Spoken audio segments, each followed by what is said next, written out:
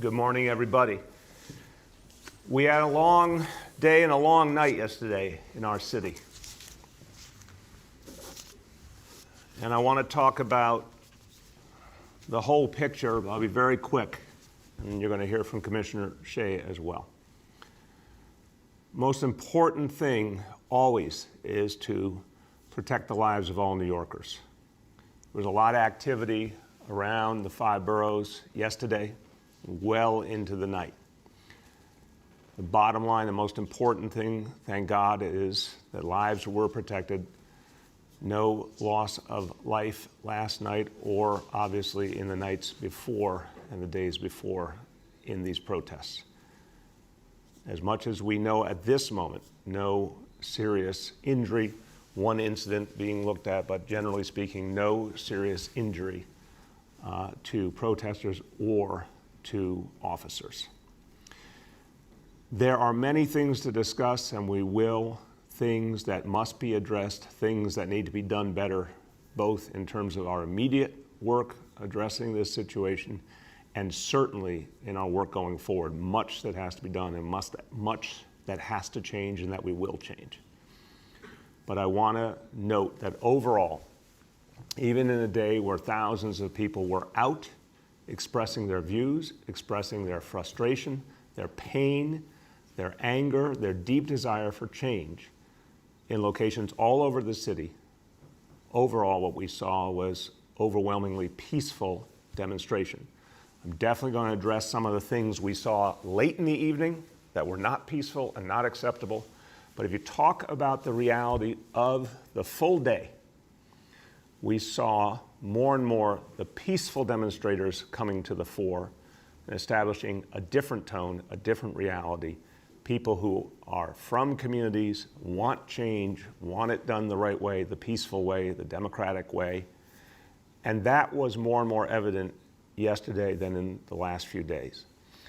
I spoke to yesterday a number of community leaders. I was out in central Brooklyn, talked to elected officials, also talked to community residents. What I heard overwhelmingly was a desire to keep things peaceful, to work on change in a positive constructive fashion.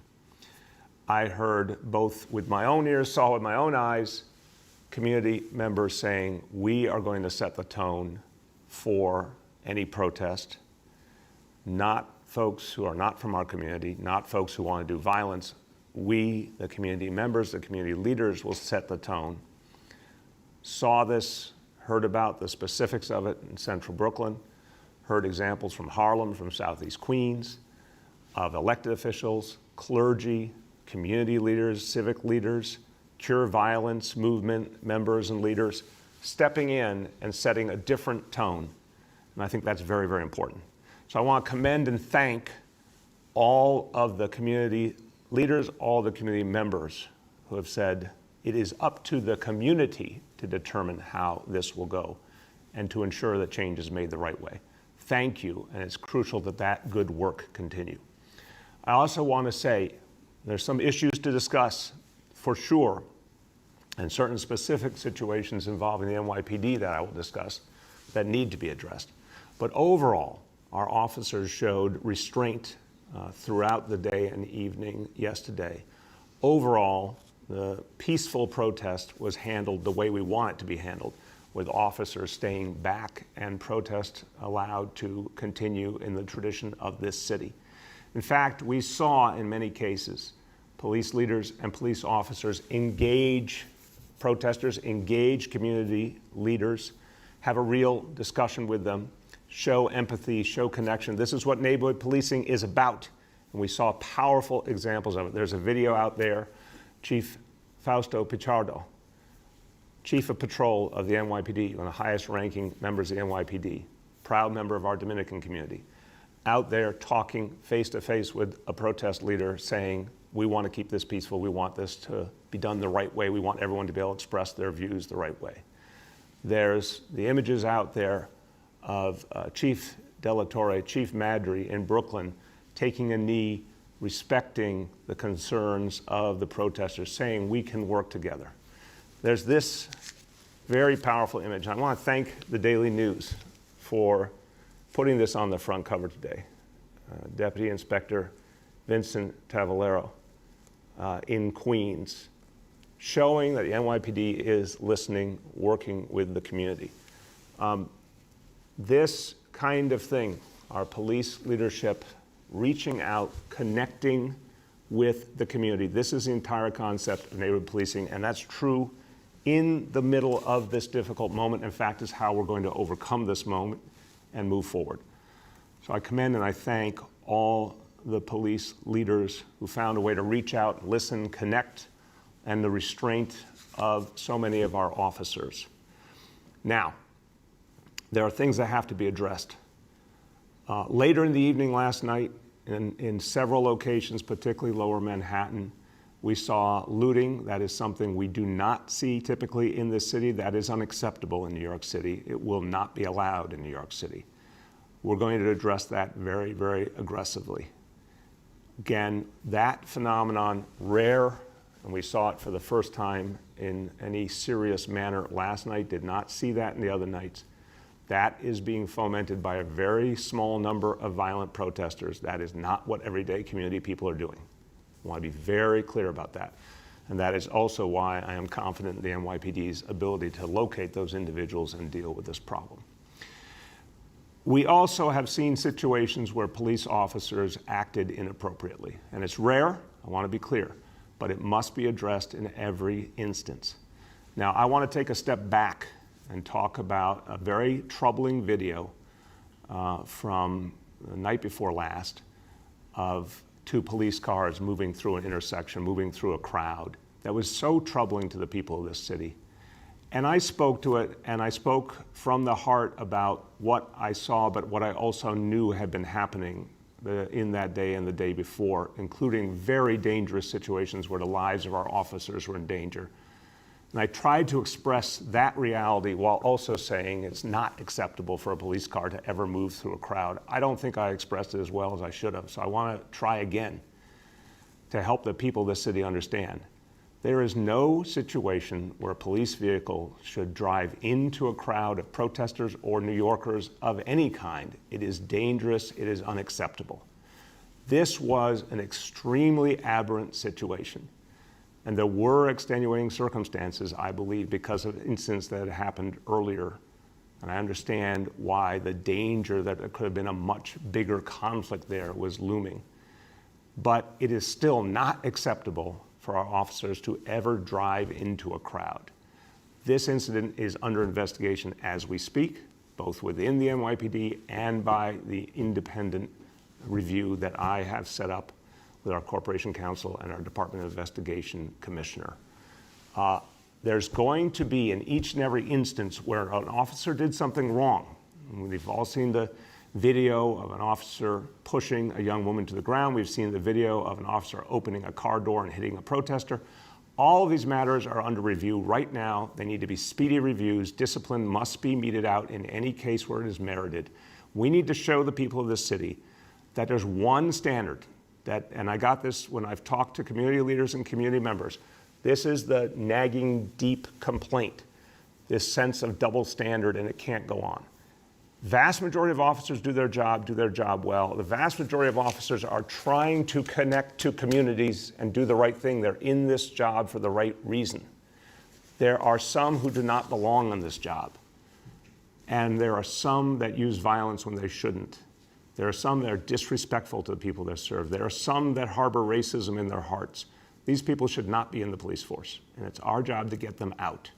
So any situation where an officer does something, even in the context of a protest and a tense situation, they do something offensive and inappropriate, there must be immediate investigation, there must be the appropriate penalty, and that penalty can include all the way up to being removed from the police force. There's a video going around of a police officer in the middle of a situation that admittedly looked chaotic, but where protesters were in front of that police officer drew his gun at some point yesterday. That, to me, seeing that video was absolutely unacceptable. Now, I don't know all the circumstances, and we must know all the facts. There will be an immediate full investigation of that incident. But I can say as a New Yorker, as your mayor, as someone who understands that the vast majority of protesters are there peacefully, and even those who do have that violent intent are still human beings, we have to always know it is not the place of an officer to pull a gun in the middle of a crowd, knowing that there are peaceful protesters in that crowd. That is unacceptable, that is dangerous. And I want you to note on that video how a superior officer immediately came over and moved that officer away from that crowd. That officer should have his gun and badge taken away today.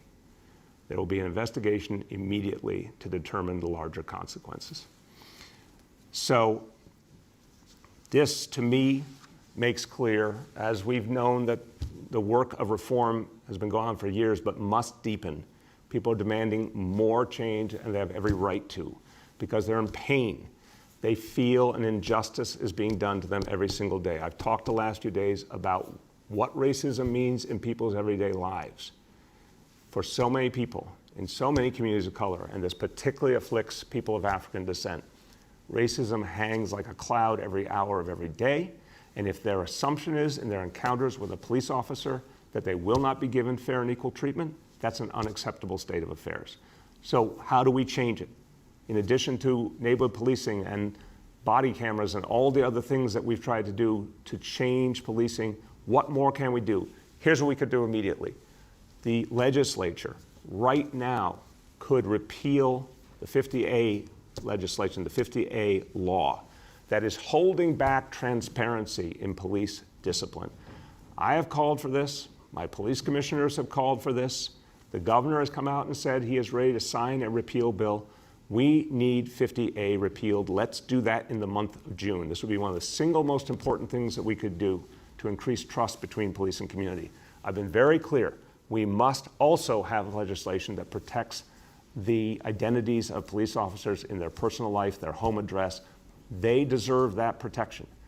But discipline processes must be transparent. We have a moment now that we can get that done, and that will deepen the trust and deepen our ability to have progress going forward. What else do we have to do? There has to be a faster discipline process. Anytime an officer is alleged to have done something inappropriate, there needs to be an immediate investigation, immediate consequences. It always takes too long. It makes people so frustrated and so angry. We can't accept that state of affairs. We have to change. If we have an instance where an officer has done something inappropriate, there needs to be an immediate investigation, consequences quickly. If that officer should not be on the police force, we should remove that officer. If an officer is not right for a community, if an officer has shown that they are unable to work appropriately on the street and with a community, they should be removed from work on the street. If an officer should not be on the police force, they should be removed from the police force. We've done a whole host of other reforms, and they have changed policing in the city. But it's time to go to the next level, and we have to go there quickly. Because any officer who should not be wearing that uniform needs to get off this force. And we have to have a way of doing that. So the other officers, the vast majority who are doing their job, respecting communities, honoring the law, serving people, putting their lives on the line, that vast majority of good officers, let their work shine through when we get the bad apples off this police force. My final point before turning to Commissioner Shea. As has been reported, my daughter Kiara was arrested at a protest. I want you first to know, and I think many, many parents can appreciate this, she's 25 years old and did not inform Shirlane and I of her intention to get arrested. I knew of some of her views. I knew she believed in peaceful protest. I knew she had participated a few nights ago, but in a peaceful manner.